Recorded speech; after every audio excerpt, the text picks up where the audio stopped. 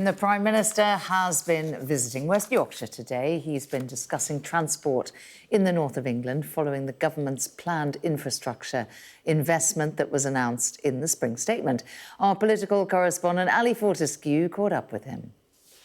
This is a long-standing project and something I committed to before the election, and therefore it's delivering on that promise, and it's consistent with what we did in the spring statement just the other day, which is in a period where the world seems more uncertain and more unstable. It's really important we have economic stability in this country. This is really important. It's a big boost, £415 million on top of the other investment, which will mean better trains, Transpennine in particular, for the region. This is a huge region, many millions of people, huge ambition, brilliant businesses, and the transport system needs to match the ambition of the communities, and that's what we're doing today.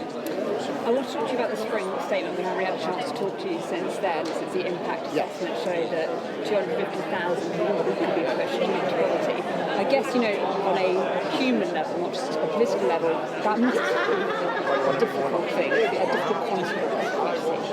Well, starting with that human level, my own family has been impacted by disability all my life. My late mother was extremely ill all of her life, and my late brother, who lived in Yorkshire, was very ill and disabled, particularly when he got cancer, which he died of. So I do understand that human level.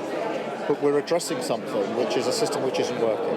We've got 1 million young people, 1 in 8, who are neither learning nor earning, who are going effectively from school onto some sort of benefit. Now, some of them will need that support. I don't deny that for a moment. But it can't be right that this growing number of young people, when all the evidence shows that if you're going essentially from school to some sort of benefit, then you're not likely to have the chance to get a job that's going to be secure and well paid for the rest of your life. That cannot be right.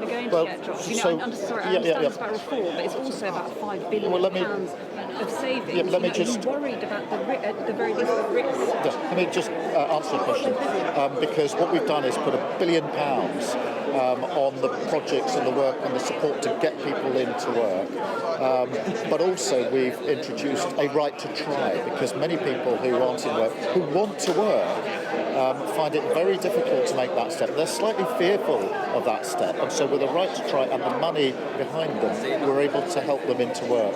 And yes, in relation to the impact statements, let me take that head on.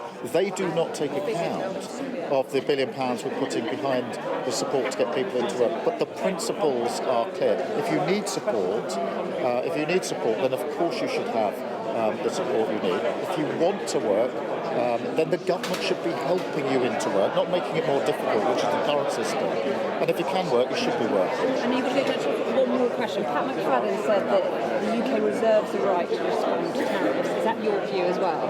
The UK reserves the right to respond to tariffs? Yes, of course. Obviously, any tariffs are concerning, and we're working hard with the industries and sectors likely to be impacted. None of them want to see a trade war, which is why we're engaged in discussions with the United States about mitigating the impact of tariffs. Now, that's what we're working hard on, but in answer to your question, yes, in the end, our national interest has to come first, which means all options are on the table.